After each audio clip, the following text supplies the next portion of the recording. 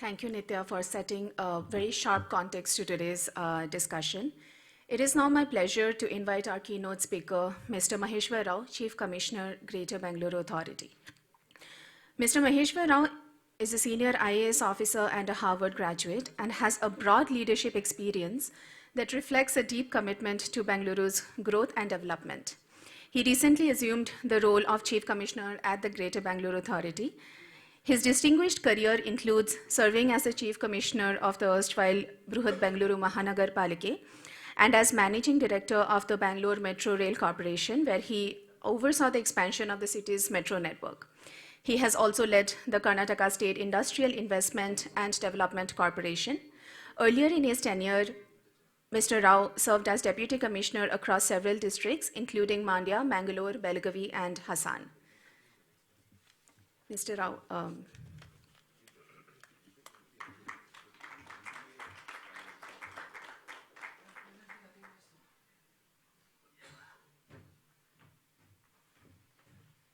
Good morning to all of you. I hate talking as a keynote speaker, so please bear with me if I wander around, etc. So, anyway, welcome and thanks for the invite for this talk on nature-based solutions.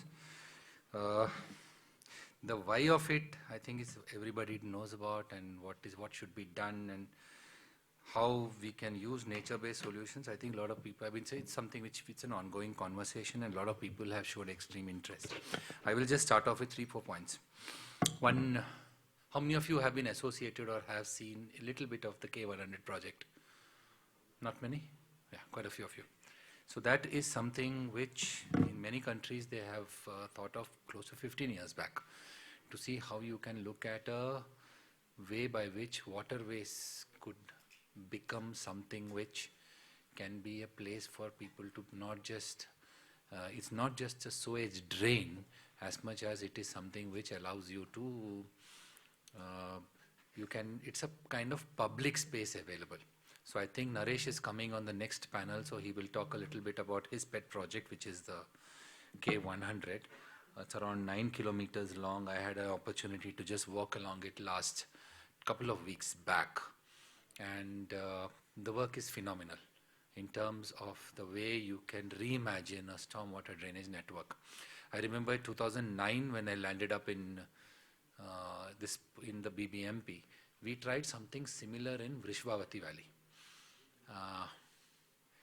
What we tried at that time was to see if you could control the inlets into a stretch of the lake or the waterway and treat the water so that at least you get decent water flowing on a 1 or 2 kilometer stretch.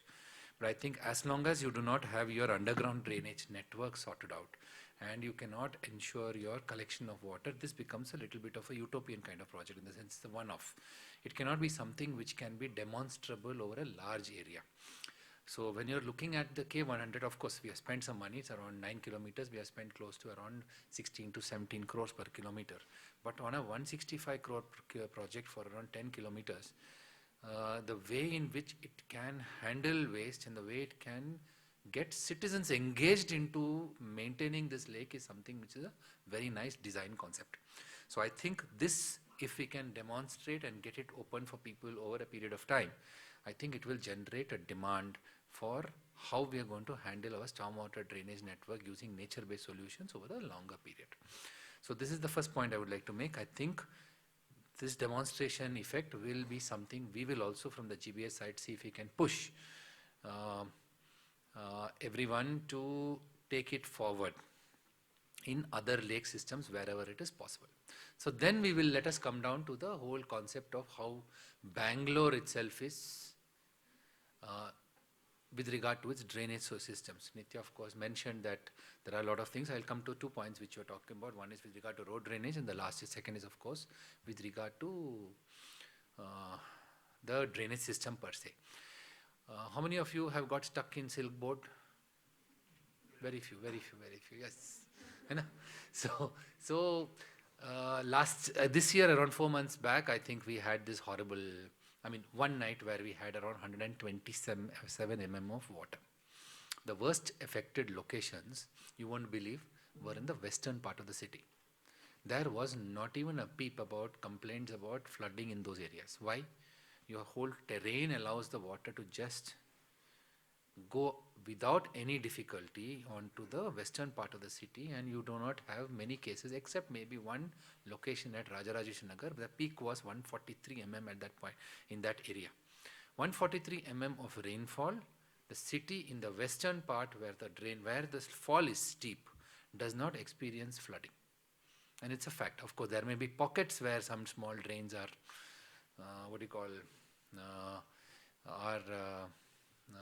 choked or something, maybe some kind of valley portions, a few here and there. But per se, as a commissioner, I can mention that if it rains in the western part of Bangalore, I am not worried. To be very fair. But if it rains, God forbid, in the Rachanali catchment, or if it rains on the Yelahanka side and it goes via Gedlahalli all the way up to Vartur, Kodi and onwards, or towards the southern side, you find that we have a problem. One, because Bangaloreans use the maximum amount of Twitter, so the noise of a flood, even if it's a small pool, is much higher than you have a urban flood in any part of the country. I will be very, this is something I have noticed. And it's also because we are talking to ourselves. You tweet, you listen to yourself, or it's the people, but it gets reported worldwide.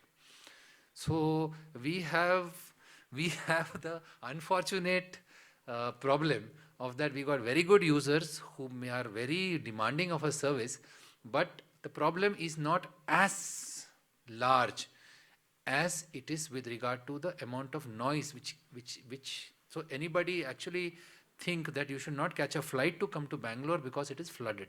To be very frank, in June, and the way the BBMP has worked, I'll come to that. In June, July, I think, when the heavy rain took place and we had some flooding, we had maybe 2 locations where there was water stagnation for more than 24 hours in some couple of locations, and that is quite a lot because of the way the development took place there, which is a long-standing problem. Some 7 or 8 locations where there was a problem for around, say, 2 hours. Silk Board was for 5 or 4 hours. And the rest of the locations, I don't think, we were able to handle and clear most of the drainage locations in close to about an hour. So that is the time frame within which, but by then, people think that the city has got a flooding problem. So we are lucky because of our geography that Bangalore being in an elevated location, we should not be having too much of flooding itself. But then comes the question, why do we have it? 2 problems. One, like Nitya mentioned, we have a problem that in lot of our drainage lines, the sewage gets mixed. I went for a small walk the other day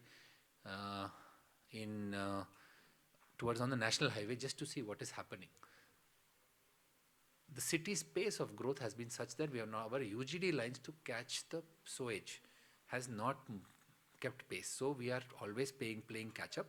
We still have a shortfall of around 600 mld of sewage treatment required. That means our collection and treatment requires to be improved. And where does it go? Most of the sewage goes into our stormwater drainage network. Either your main lines would be there, or your sewage is just left directly into the drainage lines. So you have a problem too. One, you are not able to capture the sewage or store the water in any form because you are worried that your underground ways by which you can allow water to seep into the ground. You don't want to do that because you're going to have a problem over a period of time. It can contaminate the groundwater levels. So you create a system by which you can take the water away very quickly. We have been pretty successful. Out of around 870 odd kilometers, we have already lined about 730. At least the water moves out. Now we can look at the next phase of how you can slow it down, maybe use nature-based solutions over a period of time, and I think the K100 is a good example. Today, I just finished a visit to the Alsur Lake. Now, what happens in the Alsur Lake is, I think we got 4 inlets, and we now require to ensure that the water is treated not just at the inlet point. We can treat it all the way to the highest point where we can possibly ensure that we can create this kind of a nature-based system. So the idea would be take it in phases, come up with plans for the city corporation to say that if we can demonstrate the K100 to people, there would be an increasing demand across corporations on how we can create the same systems. One of the great things I learned when I'd gone to the K100 Valley project was that the line laid for the UGD was on silt, and when they removed the silt, the UGD line was hanging in air. So you had to actually lower it down, because that is the amount of silt which had been collected at the valley point, somewhere around 2 kilometers or 1.5 kilometers from the Shantinagar inlet point. So you can imagine that sometimes we have to come up with this kind of.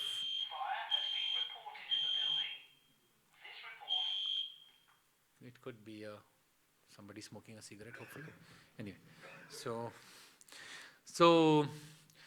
this is something which we would like to look at, but definitely nature-based solutions in the same way which we can create some kind of guards for this is important. Third point, Silk Boat Junction.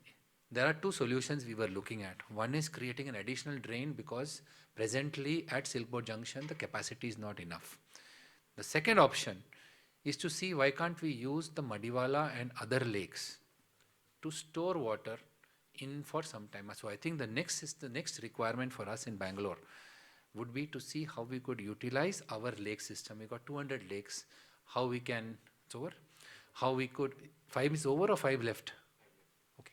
So how we could look at Madiwala Lake and some of the associated lakes around, right from Kempabodhi, the water comes towards Silk Boat, could be used to store water just to hold on to the excess rain, or the peak intensity or peak intensive rainfall which comes, hold it and ensure that the drainage lines, the water can get cleared, because the line up to Bellandur Lake, from where this water goes towards Bellandur, is something which requires to be resolved. Now, one solution, two problems have occurred now. When we had seen it, Silk Boat Junction does get flooded. One, if where the K100 joins, I think K900 or something like that, and the water doesn't go into the lake. So the Bellandur Lake also is not a sink of water.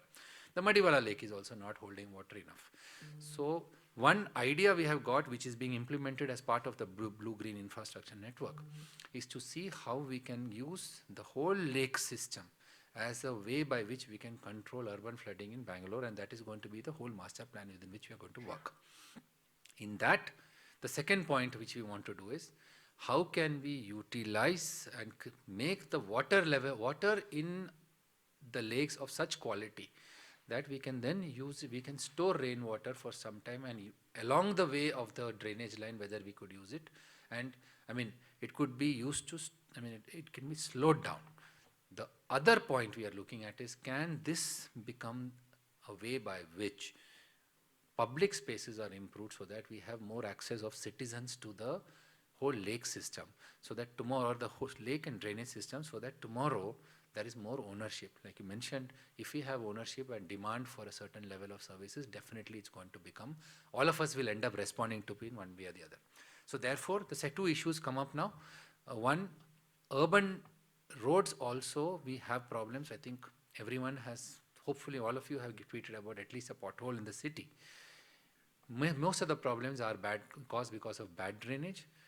The Janagraha model, or the tender sure model, which I think some of you had also given the concept.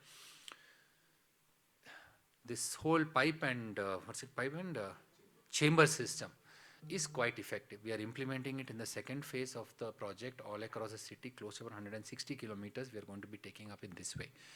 We have created a lot of inconvenience for the citizens, but definitely I will tell you that it is worth it, because after some time we have two things which we are going to come out with these two roads. One, footpaths are wide enough for people to walk, footpaths are accessible for people, and we are able to ensure that we are creating a good walkable city in many locations. Some marquee projects are there, some like in Hennur, we are doing one marquee project where the whole area along the border in the lake has been improved.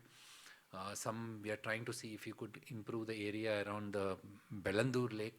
But my thought, and I'll come last to 2 points with regard to GBA, is that if we can get all the local bodies to look at lakes as a means by which you can control urban flooding, a lot of things we can, a lot of good stuff keeps happening along the way.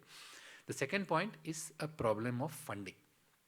This is going to be key. As of now, we got a 2,000 crore loan from the World Bank, on the basis of which we will be taking up some of these projects. And of course, something like an NBS-based kind of project is also one more thing which we will focus on, along with improving and retraining the nalas and everything, I mean, which will be the primary focus.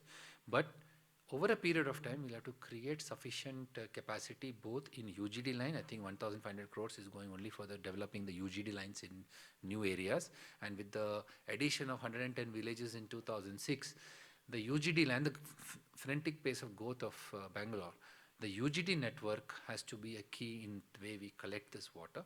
And we hope that in future, if we are able to ensure that the grey water or black water doesn't come into the drainage line, and that is something which we'll be working on together for some time, and a little more focus on our lake networks and initiatives like this, the drainage, I mean, the city will have not just a decent network for handling high intensity rainfall or urban flooding related issues, but also we will be able to get better and more public spaces in the city in future.